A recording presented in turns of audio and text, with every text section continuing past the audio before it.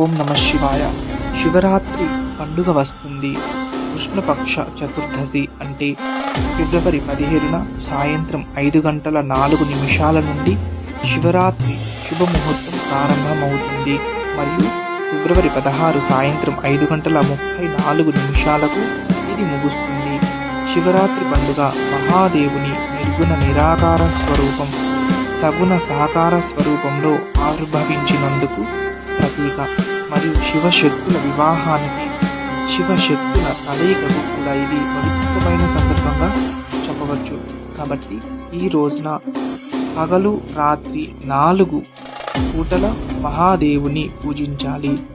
4 పూటలు అంటే సాయంత్రం 6 నుండి 9 వరకు, 9 నుండి 12 వరకు, 12 నుండి 3 వరకు, తర్వాత 3 నుండి ఉదయం 6 వరకు మహాదేవునికి ఎంతో విశేషంగా రాత్రిపూట పూజ జరుగుతుంది. హర హర్ మహాదేవ్.